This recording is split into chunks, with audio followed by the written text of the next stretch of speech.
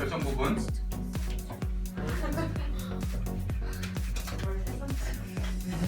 각설. 지현아. 얘들아 각설 뭐라고 했어? 말거든. 뭐 바꾸는 거? 손 바꾸는 게 아니고 화제요. 내용을 바꾸는 거. 우리 소설에서 내용이 전환될 때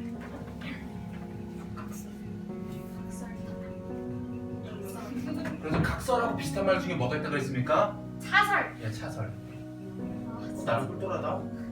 완전 똘똘이지. 이때 왜 그러냐면 앞에 내용 마지막 그거였잖아. 황제가 항복하려 한다. 황제 이야기. 그러다가 이번엔 유충렬의 이야기로 내용이 전환되었기 때문에 각설이라는 표현을 쓴 것이죠. 자, 이때 유충렬이 금산성하에서 만기하다가 그러니까 여러 가지 어떤 상황이나 기운을 살펴보다가 형세가 급함을 보고 이 형세가 급함이란 건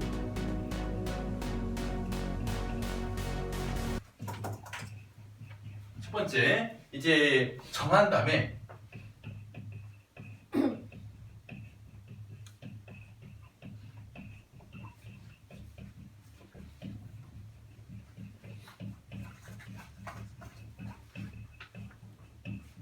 일당의 세력이 아주 강성해지고 있고 두 번째 황제가 항복을 하려는 상황 여기에다가 지금 이 왕족들이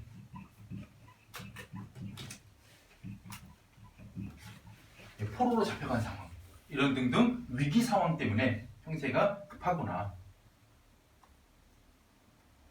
급함을 보고 뭐합니까? 자, 얘가 지금 차려놓은 그 보세요. 뭘 했냐면 일광주 투구를 쓰고 용린갑 용의 필 같은 갑옷을 입고 장성검 아주 긴 칼을 들고 마지막으로 천사마 말을 타고 어떤 모습입니까? 영웅의 모습.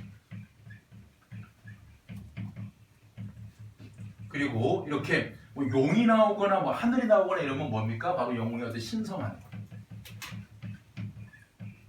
드러나는 영웅의 모습을 그가 쓰고 있는 투구, 입고 있는 옷, 갑옷, 그리고 들고 있는 칼, 타고 있는 말을 통해서 나중에 얘랑 얘가 어떻게 돼요? 참고로 용린갑을 입었더니 얘 형체가 눈에 보이지 않게 사라지고 천사마가 비룡으로 변해가지고 하나씩으로 뿅 사라진답니다. 그렇게 되게 신기한 물건들이에요. 그렇죠? 그리고 전설에 있는 거다. 되게 안 중요하고 안물안궁인데 하나 물어볼게. 이거 남학생들한테 물어보면 좀 대답할 수 있을까요? 되거나 우리 칼을 의미하는 한자 중에 칼 검자가 있고 칼 도자가 있는데 혹시 차이 알아? 검과 도의 차이. 검도? 아 진짜. 그 도는 칼 도자가 아니고 이 길도자예요. 검도 할 때 도자는. 네. 그때 검과 도의 차이. 쌍날 날. 오. 싸우는 스텝 똑똑한 거야. 아니 싸우는 쌍날. 그게 양날이냐 한날이냐. 그러니까 한쪽만 쓰고 한쪽만 날이 있으면 도고요. 양쪽에 날이 있으면 검이래요. 그래서 보통 도는 베는 용이고 검은 찌르는 용이라고 합니다. 그러니까 날이 양쪽에 있는 건 검이고 한쪽에만 날이 있으면 도고. 근데 집에 있는 부엌칼 같은 경우는 한쪽만 있잖아 날이. 그런 식으로 우리가 약간 도. 과도. 아 그런데 과도. 식도, 과도, 중식도 한쪽에만 날이 있잖아요.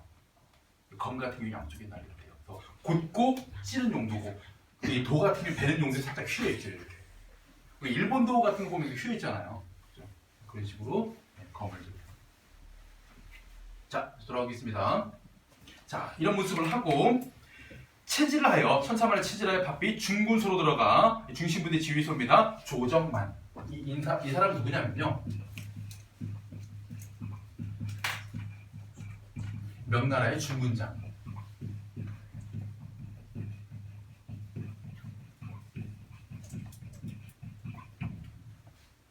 조정만 뭐 좋다 나쁘다 할 수는 없습니다. 근데 이 명나라의 이 중군장인 조정만이 자, 이 사람을 보고 성명을 올려. 그러니까 저 유충렬입니다. 저 좀 싸우게 해주십시오. 싸우기를 참았자 이 중군장이 바삐 나와 손을 잡고 울면서 하는 말이 그대의 충성은 지극하나 지금 황상이 항복하려 하시고 또한 적진의 형세가 저러하니 그대 청춘이 전장백골이 될 것이니.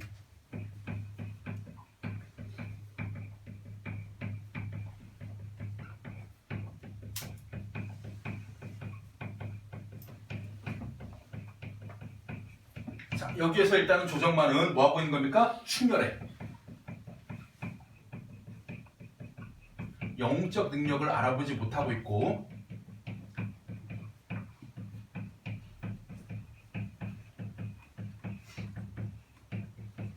두 번째, 이 조정만이 생각하기에 즉 중군장이 생각하기에 상황은 어떤 상황이다. 그러니까 너 같은 한 명이 힘을 가지고 적을 이길 수는 없을 것이다. 상당히 적은 지금 강하고 너는 나약한 존재니까 우리 속담으로 치면 계란으로 바위치기 상황이다.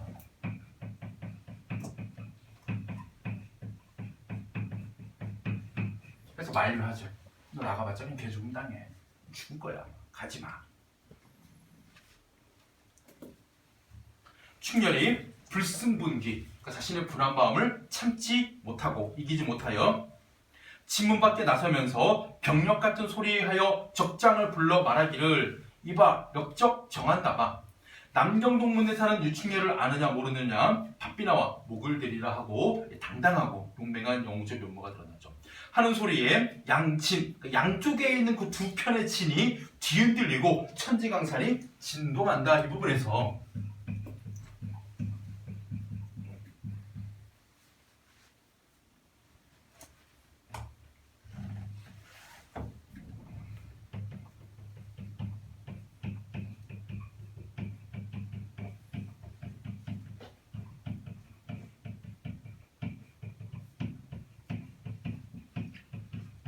자, 사용된 표현법 과장법이 쓰였죠. 그러니까 유충렬의 어떤 뛰어난 능력을 보여주기 위해서 심지어는 그의 호령 소리에도 양쪽 진이 흔들릴 만큼 온 세상이 흔들릴 만큼 뭐 한 거야? 아주 우렁찬 목소리를 내고 있다. 과장법을 통해서 영웅적 면모를 부각하고 있는 부분이죠. 설마 사람의 목소리가 아무리 크기로서니 땅이 흔들리겠니? 그 선생님이 그 좋아하는 그 홍콩 영화 중에 가끔 가다가 되게 기분을 꿀꿀할 때 보면 되게 좋은 게 주성치류 영화거든. 주성치라는 홍콩 배우가 감독에 대해 영화를 막 자기가 몇 개 만들어. 그 중에 하나가 뭐냐면 그 쿵푸어스리라고 해가지고 그 중국에 가면 이게 둥그렇게 된 전통적인 그런 아파트형 가옥이 있어. 거기에 도끼파라는 조직 일당이 와가지고 그 사람들을 그 해치려고 하자 알고 봤더니 그 집에 무림의 그 전설의 고수들이 살고 있는 그 아파트 이야기. 아무도 안 보구나. 그게 보면 주인 아줌마가 그냥 동네 평범한 동네 아줌마인 줄 알았는데 이분이 음파 내공을 가진 그 저거였거든. 그래가지고 그 큰 항아리 들고 탁 소리 질렀더니 그 뭐지 그 CG로 처리가 막 칼날 날아가가지고 막 상대 막 공격하고 이런 장면. 그런 거 딱 보면 우리가 전통적으로 영웅 소설에서 보이는 그런 영웅들의 어떤 그런 도술이라든가 병법이라든가 있잖아요. 이런 것들을 말 그대로 그 영화화시킨 그런 것들이 있어요. 되게 허무맹랑할 수도 있지만 어찌 보면 되게 통쾌하고 재밌는 이야기. 거기 보면 이제 큰 목소리를 내는 그런 이 무술 사용하는 아줌마가 나와요. 그처럼 여기는 유충렬이 뭐합니까? 큰 목소리를 냈을 때 설마 천지강산이 진동할 정도는 아닌데 그 정도로 컸다. 과장법이 사용된 부분이고 특히 이런 식으로 있잖아요. 천지강산이 진동한다 같은 경우에는 이 작품에 쓰인 표현이 아닙니다. 영웅소설에서 혹은 우리가 큰 소리가 날 때 좀 과장할 때 흔히 쓰는 상투적 표현으로 보일 거예요.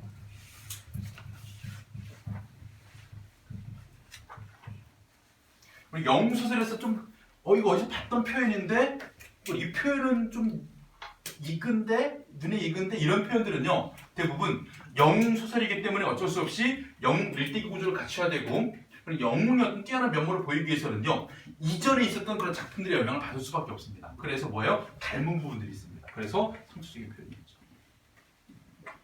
우리 뭐 가족 드라마의 특징 이런 거 있잖아요. 우리 일요일 저녁에 KBS에서 하는 뭐 옛날에 뭐 그런 것들 있잖아요.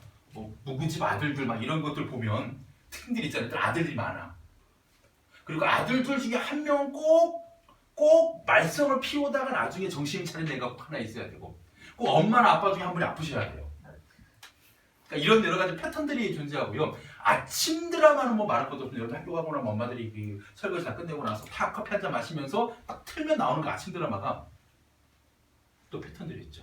일단 뭐가 있어요? 악녀의 며느리가 들어오거나, 그죠? 뭐 출생의 비밀이 있거나 이런 것들, 그런 것도 있고 그리고 뻔한 패턴으로 들어가는 것처럼 있잖아요. 영웅 소설하게 되면 이런 것들이 상투적 표현이 등장해요. 뒤가 하나 더 있습니다. 자, 문거리 누구냐 정한 다음에 부합니다.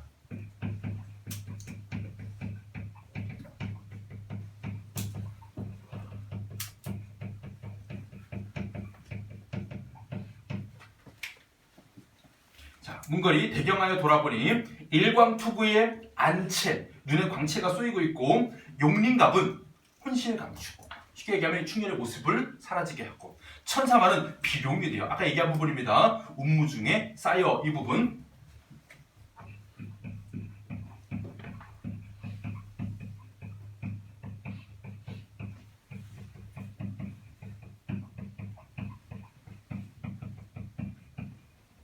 자, 이 부분에서 뭐 한 부분입니까? 바로 이 충렬이 도수를 부리는 부분이죠. 그래서 이 전기적 요소가 강하게 나타나는 부분으로 이런 전기적 요소는 보통 그 인물의 어떤 영적 면모를 부각하기 위해서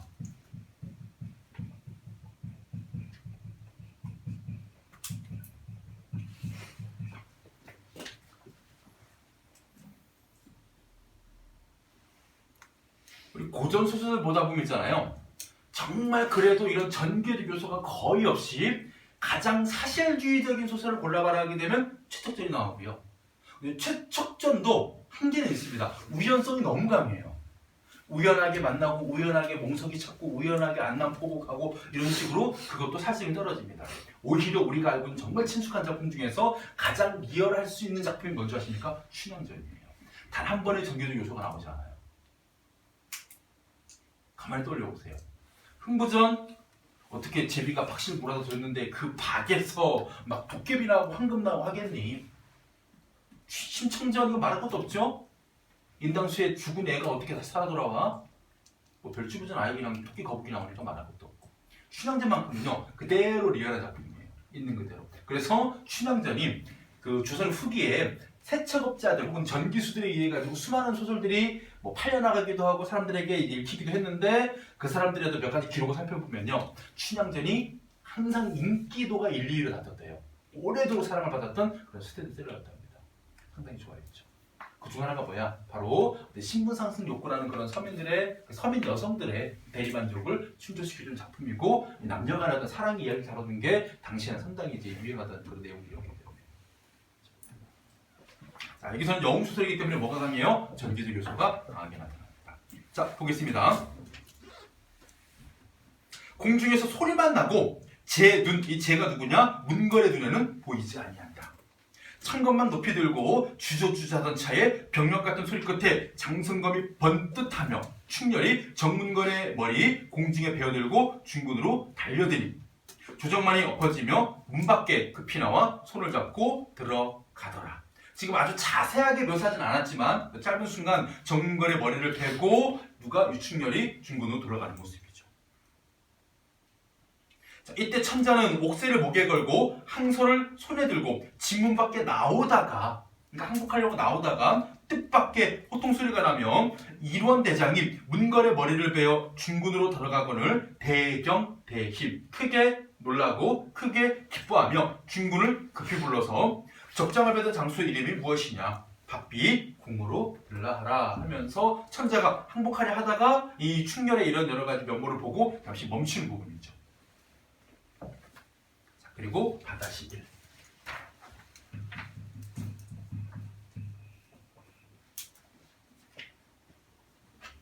충렬이 말에서 내려 천자전의 복지, 그러니까 땅에 엎드린다는 뜻입니다. 복자가 엎드릴 복자예요. 복지하니 땅에 엎드리니 천자가 급히 물어보기를 그대는 뉘신지 누구인지 죽을 사람 자신이죠.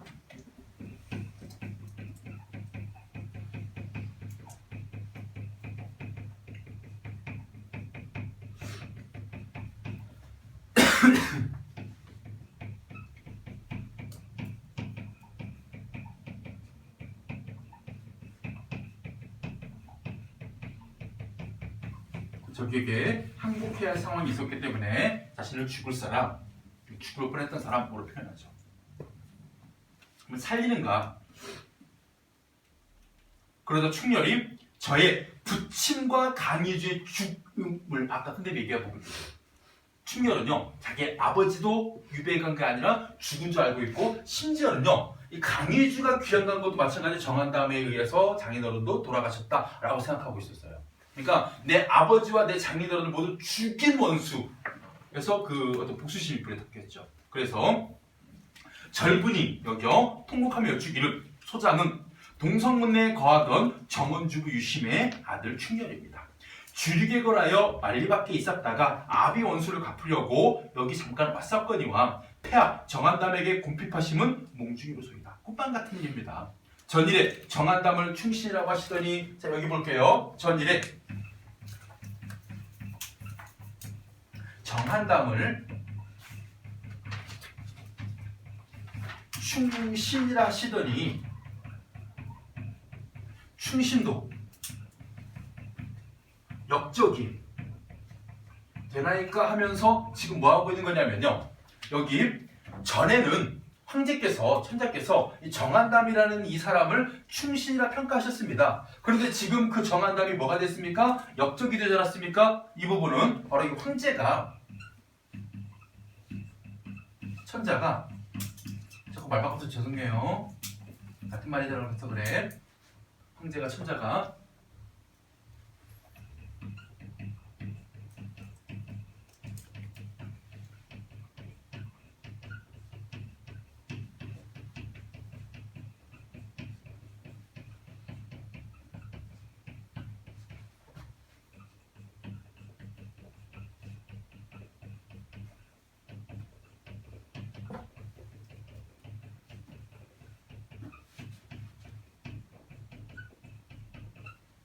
사람 보는 눈이 없고 간신에게 잘 속는 어리석음을 범했음을 꼬집기 위해서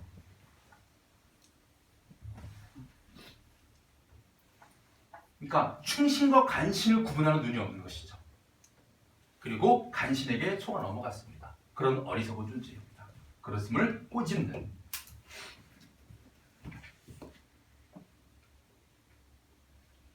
자, 이 부분에서 우리가 아까는 이거 설명 못했는데 설명해 줬어야 되는 작품이 하나 있습니다.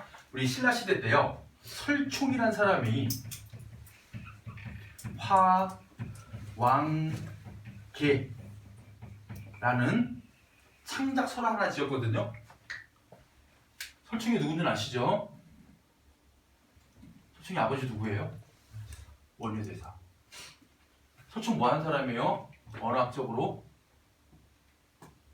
여러분들 우리 예전에 우리가 문자가 없던 시절에 한자를 빌려왔는데 한자를 여러 가지 방식으로 빌려왔거든요. 고유명사를 표기하기 위해서 빌려오기도 했고 이두란 게 있었어요. 이두. 그 이두를요.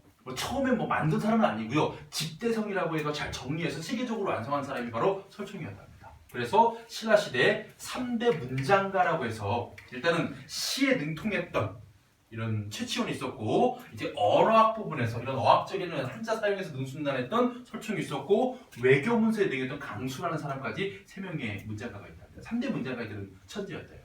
이 설총이 어느 날 화왕계라고 해서 꽃들의 왕의 이야기를 통해서 왕에게 훈계하는 내용의 선언을 씁니다. 이게 화왕계예요. 여기에서 꽃들의 왕이 누가 있느냐? 모란이 있습니다. 모란. 우리 김영랑의 모란 피까지는 할 때 그 모란에게 어느 날 아주 향기로운 꽃 장미가 나타나요. 그래서 그 향기로운 그 냄새와 아름다운 빛깔로 왕을 현혹합니다. 저 같은 신하는 거드셔야 왕이 싸바싸바싸바싸바 하는 그런 신하가 나타나요. 그러자 옆에서 활미꽃이 나타납니다.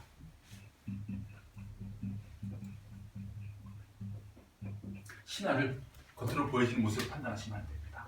왕에게 직언을 하고 잘못되면 잘못됐다. 이것은 아니다라고 말할 수 있는 그런 신하가 필요합니다. 해서 바로 이런 장미 같은 신하를 멀리하셔야 됩니다. 간신입니다. 그리고 이렇게 왕에게 쓴소리를 할 줄 아는 저런 신하가 진짜 왕에게 필요한 신하입니다. 충신입니다. 라고 왕에게 훈계했던 이 이야기가 화왕계거든요. 어떻게 하라는 얘기입니까? 좋은 신하와 나쁜 신하를 잘 가릴 줄 알아야 된다. 그게 왕의 덕목이다예요. 그러면 이 내용을 통해 가지고 뭐 할 수 있는 겁니까? 여기는 황제가 충신과 간신을 구분하지 못했잖아요. 쉽게 얘기하면 정한 다음에 유심을 모함해가지고 유배를 보냈을 때 황제의 승인이 떨어지고 유배를 간 거거든요. 그럼 황제는 뭐 한 겁니까? 충신이 누구고 간신이 누구인지 구분하지 못한 겁니다. 그런 황제에게 누가 여기는 설충이 꽂힌다고 하면 사람을 제대로 볼 줄 알아야 된다. 누가 충신이고 누가 간신인지. 너는 지금 뭐 했다? 어리석음을 범했다. 일단은 지금 누가 얘기하고 있는 겁니까? 아들 충신이 얘기하고 있는 부분이죠. 그래서 아버지가 지금 죽은 이유가 황제의 어리석음도 그지? 기여를 했다라고 보는 거예요. 약간 원망이 섞여 있죠. 그러면서 그놈의 말을 듣고 충신을 원찬하여 죽이고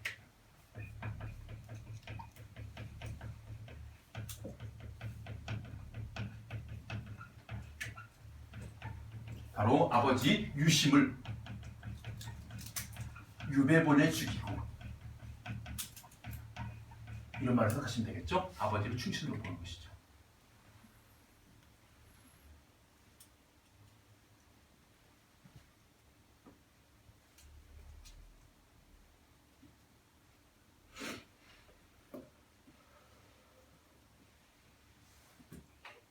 자, 이런 환을 만나시니 환.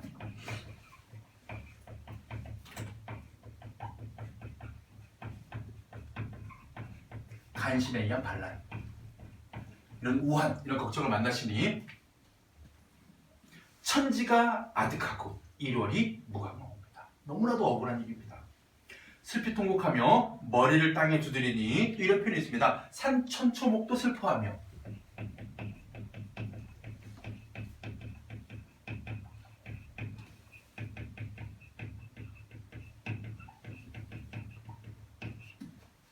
자, 외, 산, 내, 천, 풀, 초, 나무, 목 이런 자연물들이 뭐한데? 슬퍼한데. 일단은 표면적으로 의인법이 사용돼서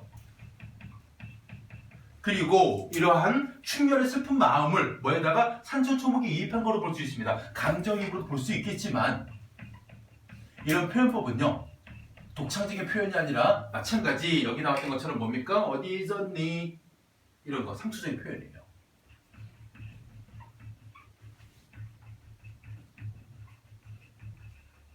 고전 소설을 조금만 더 공부해보면요. 이런 표현이 발견됩니다. 산천초목이 모두 슬퍼하더라, 울더라 이런 식으로 흔히 쓰이는 상투적인 표현입니다.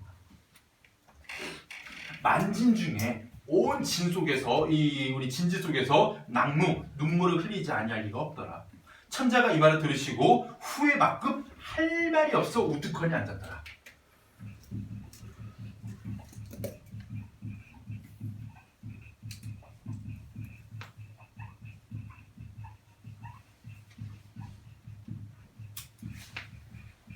자, 여기에서 우리가 지금 천자가 자신의 잘못으로 인해 가지고 충신이 내쳐져 죽게 되고 자기가 지금 충신하고 믿었던 간신에 의해서 지금 나라가 지금 이게 항복할 위기에 처해 있잖아요. 이런 상황 속에서 뭐 하는 겁니까? 이런 충렬에게 아무 해줄 말이 없습니다. 그냥 우두커니 있을 뿐입니다. 여기에서 천자의 무능함이 그리고 그의 또 소극적인 면모가 강하게 드러나는 반면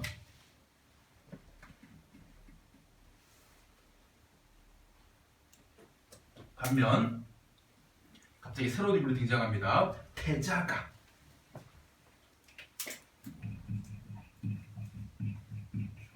이때 태자는요. 항복하려던 무능한 천자하고 대비되는 인물입니다. 볼게요. 태자가 적진에 잡혀갔다가 아까 포로로 잡혀갔다 그랬죠. 이 본진에서 문거리 배임을 보고 탈신도주 급히 와서 그러니까 자기 스스로의 힘으로 적에게 포로 잡혀있다가 탈출해 온 거예요. 도망을 나온 다음에 급히 황상 곁에 앉았다가 충렬의 말을 듣고 버선발로 내려와서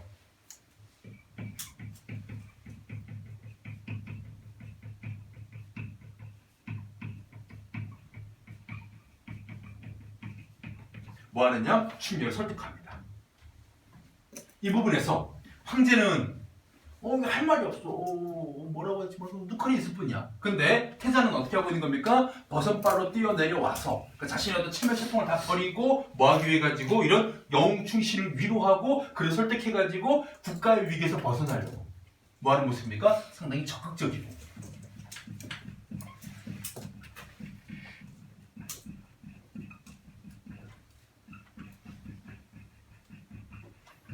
진취적인 면모가 강하게 부각이 되죠. 그럼 이게 생각하면 되는 거야. 뭐하는 모습? 이런 무능한 천자가 가고 그 다음 후계자는 어떤 사람이 된다? 이 태자처럼 적극적이고 이렇게 자신의 채통을 버리면서까지 나라를 위해서 헌신할 수 있는 사람이 뭐가 돼야 된다? 다음에 황제가 해야 된다. 참고로 요 얘기 해볼게요. 어디 갔니? 병자호란 얘기. 예전에 제가 어떤 유튜브 프로그램 보다가요, 거기 영상을 보다가 이런 게 있었어요. 뭐 랭킹 매긴 거, 조선시대 훌륭한 임금 랭킹, 조선시대 무능한 임금 랭킹. 훌륭한 임금 랭킹 딱 4명 했더니 전때에 2명, 후대에 2명이 임진왜란 기준으로 해가지고 세종과 성종이 나오고요. 후대 영조, 정조가 나오더라고. 근데 무능한 임금 탑5 1위가 누군 줄 아세요?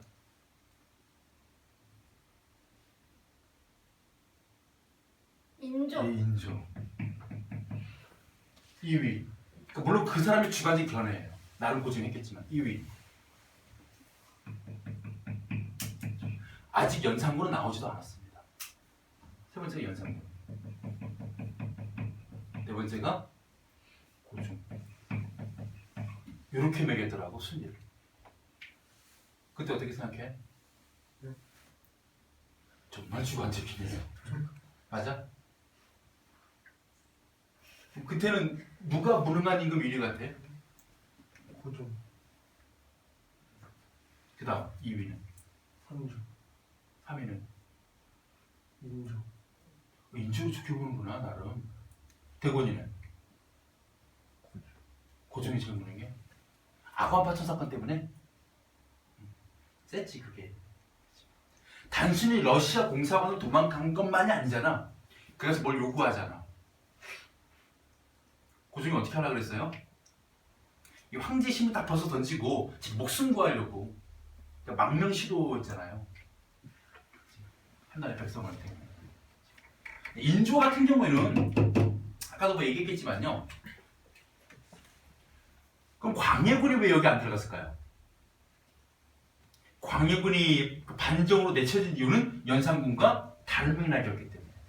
너무나도 연산군의 폭정을 저질렀고 너무나도 왕으로서의 그 도덕성이 진짜 땅에 떨어졌기 때문에 몰아낸 거잖아요, 중종 때가. 근데 인조 같은 경우에는요, 광해군을 몰아낸 이유가 단순하게 어떤 하나의 정치적 싸움의 결과물일 뿐으로 봅니다, 사람들이. 그러니까 이쪽 당파에서 밀고 있는 사람을 반대쪽 당파에서 밀고 있는 사람을 끌어내리고 지네가 이제 그걸 대체해서 내세운 사람이 인조다. 그냥 이런 거 지네끼리 그냥 정치 싸움 한 거다라고 보는 겁니다. 참고로 광해군 같은 경우에는 이게 중요해요. 선조가 지금 2위잖아요. 임진왜란 터지고 나서 의주로 도망간 다음에 선조가 광해군한테 뭐라고 얘기합니까? 이제부터는 네가 왕이다. 그래서 네가 뭐 해라? 늙은 나 대신 전장에 나가서 병사들과 싸우고 백성을 보살펴라. 그래서 광해군을 내보내요. 광해군 그래가지고 온갖 전투를 다 돌아다닙니다. 실제로. 나중에 여러분 기회 되시면 영화 대립군 영화 보시면 광해군이 어떻게 생활했는지 다 나오거든요. 그때 광해군이 본 게 이거였어. 물론 임금이 여기에 있긴 하지만 왜적들이 이쪽 루트로 안 올라오는 거야. 계속 이쪽으로만 오는 거야. 돌아칠 수도 있거든. 근데 이쪽으로 못 가는 이유가 뭐냐면 뭔가 막혀 있어요, 여기에. 뭐가 막혀 있느냐? 광해군이 목격한 사실이 이거였답니다. 왜군들이 이쪽으로 딱 올라가려다가 어떤 애들 만났어. 만난 애들이 뭐냐면 앞엔 머리가 없고 뒤에는 머리가 긴 애들이었어. 덩치가 크고 큰 말을 타고 긴 창을 들고 있는 애들이었는데 머무르고 조총 따따따따 쐈다가 이 긴 창 든 애들이 몇 번 싹싹 했더니 외적들이 다 나가 떨어지는 거야. 아, 저 후금의 병사들은 겁나 싸움을 잘하는구나. 쟤네는 건드리면 큰일 나겠구나. 광해군이 직접 본 거예요. 그래서 나중에 명의 도움을 받고 외적을 몰아낸 다음에 그 다음부터 우리를 도와준 명이기도 했고 사대의 나라이기도 하고 우리를 도와주다가 국력을 잃어가는 그 명과 특히 제가 얘기하면 진해의 명과 힘이 강해진 뜯는 후금 사이에 서 있잖아요. 이거 진짜 조심스럽게 중립을 지켜야 되겠구나. 만약에 명이 조금만 힘이 강했고 국력이 쇠하지 않았다면 명에 붙으면 돼요. 왜냐면 형아 때려줘 오랑캐 이러면 되는데 명도 지금 지는 상황이거든. 그래서 명이 완전히 몰락하지도 않았고 청은 지금 막 뜨고 있는 상황에서 잘 중립을 지키면서 가고 있는 상황에서 인조가 딱 뒤집은 다음에 뭐라고 할게요? 야이 오랑캐 새끼들아 와봐쇼. 와버렸잖아. 그래서 불렀으면 싸워서 뭐 해야 되는데 이겨야 되는데 도망갔잖아. 어디 갔어? 남한산성 가가지고 거기 앉아가지고 두 명의 신하가 얘기하잖아요. 누구랑 누구? 김상원하고 최명길 둘이 싸웠죠. 김상원이 뭘 주장해요? 친. 최명길은 척. 그래서 최명길이 먼저 잡혀가죠. 심양으로 잡혀갑니다. 그래서 화친했어.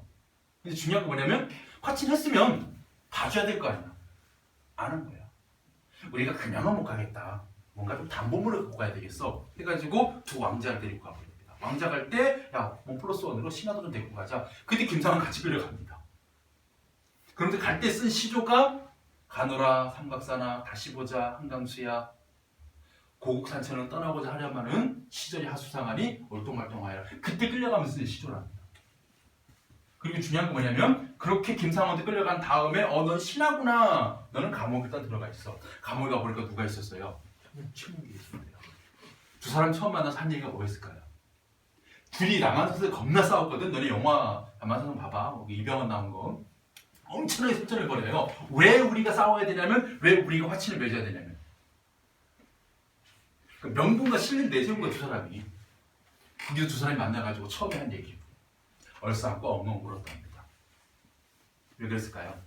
방법만 달랐을 뿐이지 모두 나라를 걱정하고 충실이었기 때문에 나라가 이 지경이 되고 우리 세자들께서 이 지경이 된 사실에 대해 가지고 안타까워야 된다는 거죠. 그때 끌려간 두 명의 왕자가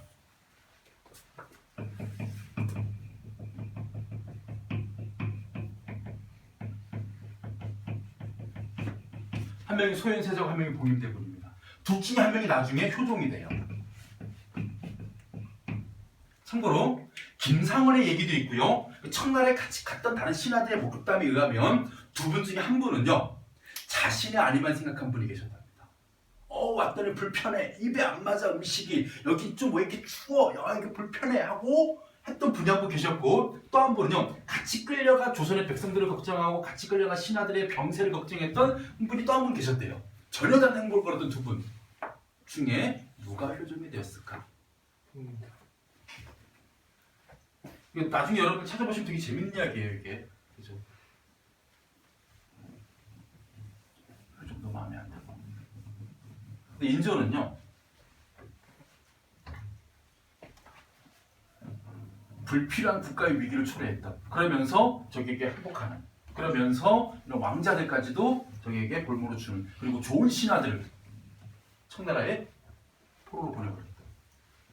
그 모습을 보고 백성들이 야 우리 왕이 좀만 똘똘했으면 혹은 그 시대에 유충렬 같은 영웅이 진짜 뭐 말도 안 되지만 도수를 부려서라도 조금 황제를 구해줬으면 우리 왕을 구해줬으면 어땠을까? 그럼 우리가 이 지경까지 안 왔겠지? 라는 생각.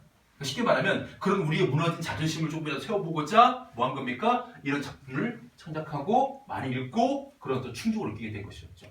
이때 여러분들이 또 하나 떠올리셔야 될 게 있습니다. 뭐냐? 바로 이런 유충렬을 통해 가지고 나중에 다시 한번 얘기할 거예요.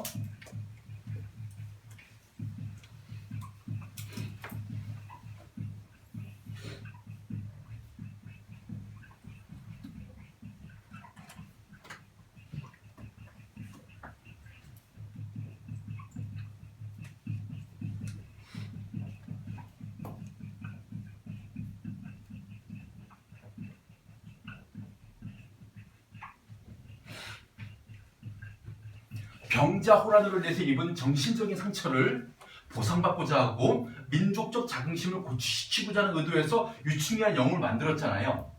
그러면 이런 의도로 만들어진 작품이 이거 하나만 있을까? 좀 더 직접적이고요. 좀 더 구체적으로 지어진 작품을 두 개를 더 떠올리셔야 돼요. 바로 하나가 박시전이라는 작품. 이건 아예 조선을 배경으로 해서 조선의 여인인 박씨가 여성 용이 되어서 적장 용골대를 처단한. 아니, 대놓고 그냥 청나라 싸워가 청나라를 이겨버린 이야기예요 지금. 박씨전. 이거는 병자호란.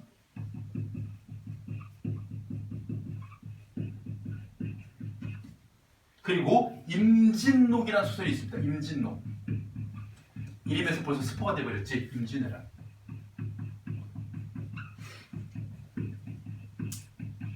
여기서는 박씨 부인이 영웅이 돼서 청나라 적장을 이기는 이야기. 여기는요 사명대사가 일단은 주인공이에요. 여러 사람들이 나오지만 우리 알려진 우리에게 많이 읽혀지는 부분은요 사명당이라는 승려가 나옵니다. 도승이 나와요. 이 사람이 외적들에게 가가지고 그곳에서 외적들의 수많은 그 관계 예를 들어가지고 얘를 태워 죽이자, 얘를 얼려 죽이자, 얘를 뭐 테스트를 해보자 다 통과해 버립니다. 그래서 일본 왕을 항복시키고 뭐 오히려 포로를 데리고 돌아오는 이야기. 이런 식으로 임진왜란의 패배를 정신적으로 보상받고자 임진록이라는 소설을 쓰게 됩니다. 전부 다 보상심리에서 자긍심을 고취시키기 위해서 쓴 작품들입니다. 문학을 통해서 대리만족을 하고자 하는.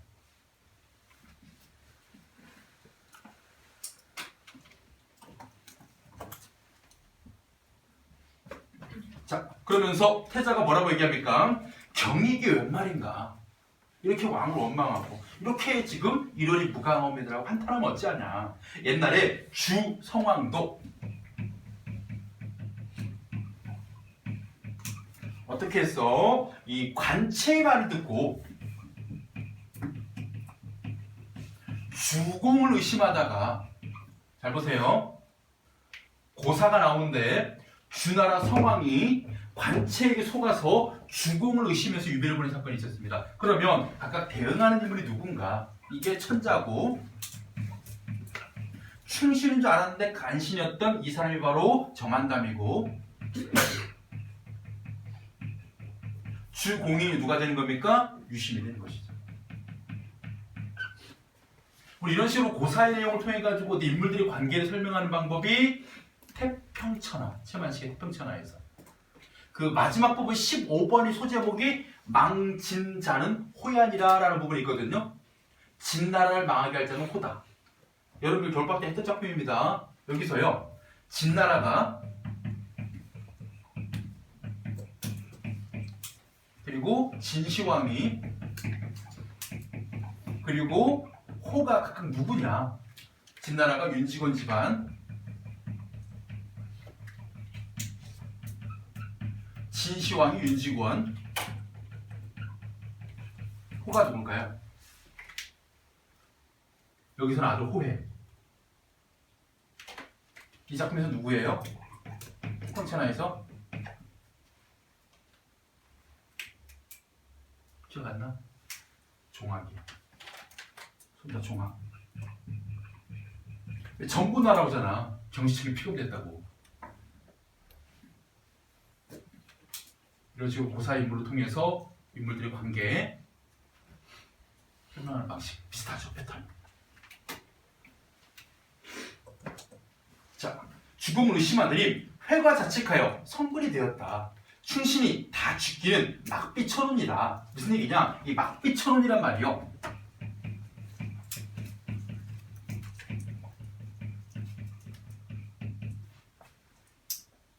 일단은 부정이 두 개가 나옵니다. 안일막, 안일피예요. 천운이 아니라 할 수 없다. 무슨 얘기냐? 바로 하늘의 운명이 아니라 할 수 없다. 그럼 무슨 얘기입니까? 모든 일은 하늘의 운명에 달려있다. 운명론적 인식입니다.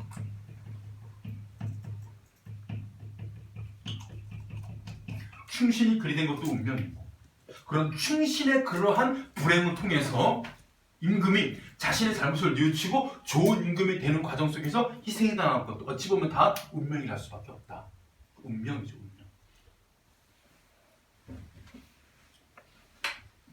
그런 말을 하지 말고 진충갈력하여, 이때 충성을 진 다하여 갈력 모든 힘을 모아서 황상을 도우면 태산 같은 그 공로는 천하를 나눠줄 만큼, 그리고 바다 같은 그 은혜는 풀을 맺어 갚으리라. 여기에서 우리가 은혜를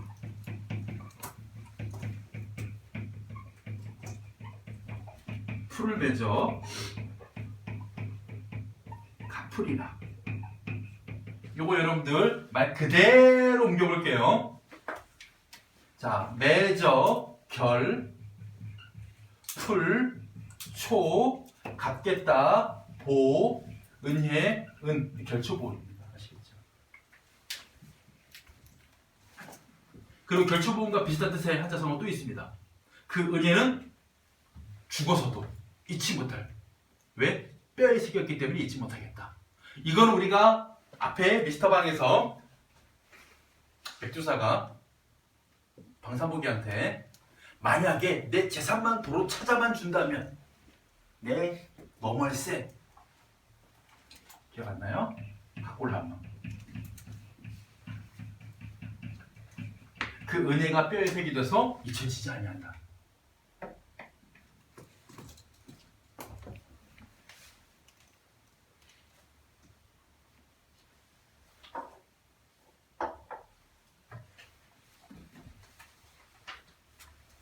선생님 솔직히 말해가지고 국어 시험에 한자성어 좀 안 냈으면 좋겠어요. 큰 필요가 없는 것 같거든. 물론 이 한자성어로 공부하면 여러 가지 얽혀있는 고사도 같이 공부할 수 있고 뭐 교양도 넓히고 옛이야기도 알고 역사도 알고 한자어 지식도 늘리고 하는 점 좋지만 엄밀히 말하면 한자성어 공부는요 암기 공부예요. 암기식이잖아요 지금. 그치? 그리고 한자성어가 많이 친하지 않은 친구들 같은 경우 상당히 이거 지금 어려운 부분이야. 그렇게 막 외우는 수밖에 없잖아. 안 냈으면 좋겠는데 현실적으로요 선생님들이 시험 출제 편리를 위해서 한자성어 문제 되게 내기 쉽습니다. 묘지치분과 관련기법 한자성어 예를 들어 오른쪽에 105쪽에 4번 문제 같은 거 그냥 툭 내면 좋아. 참고로 이건 또 만들기도 좋아. 한글에 다들 각골라망 다 치잖아요. 그래서 한글 각골라망 치고 한자 키 누르면 네 가지 동시에 한자 다 바뀝니다. 따로따로 칠 필요도 없어요. 되게 문제 만들기 편해요. 그리고 아직까지도 간혹 가다가 수능에서 특히 3문 분야 지문에서요 한자성어 문제들이 가끔 잊을만한 것이 나와버립니다. 그래서 지금 안 낼 수가 없어요. 한자성어를 필요한 만큼만 지금 와서 막 외우려고 하지 마시고 그냥 읽어두면서 뭐 하면 되냐면 이런 경우가 있어. 아까 얘기했던 거야. 5개 한자성어야.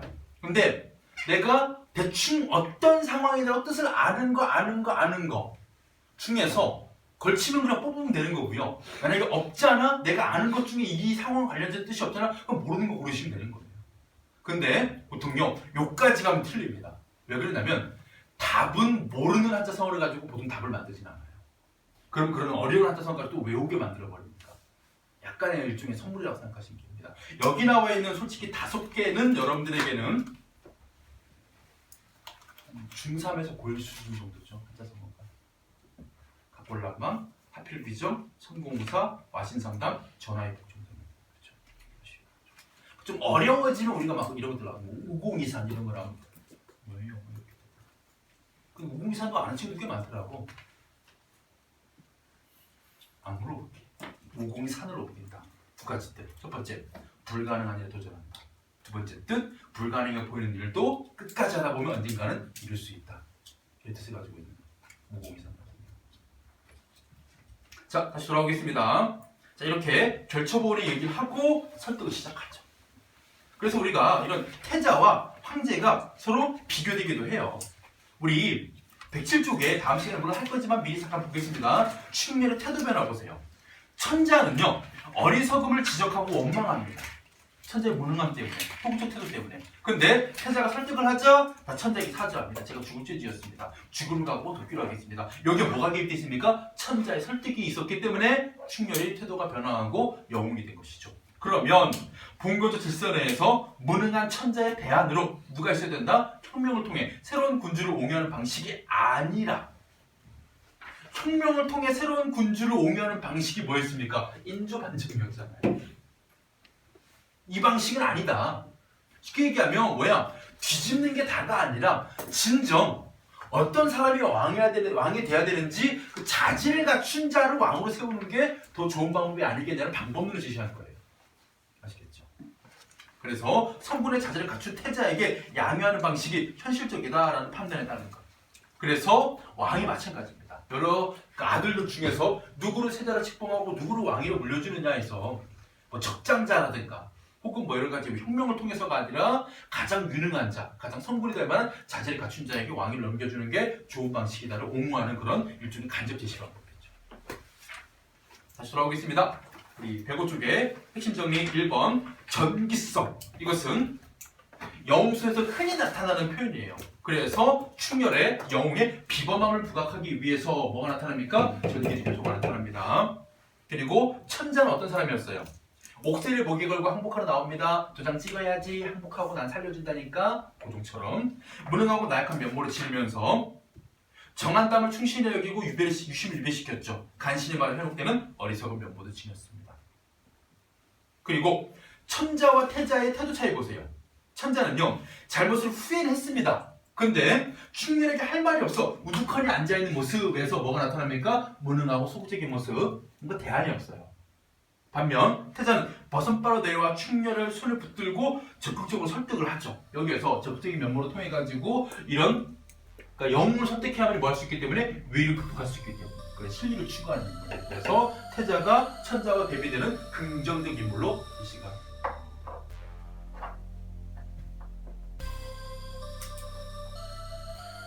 자, 일단 이 정도까지만 수업을 하고요. 다음 시간에 이 충렬전을 마무리 짓고 그런 다음에 우리 문정의 율포의 기억 그리고 또 뒤에 넘어가 보면 우리 대단한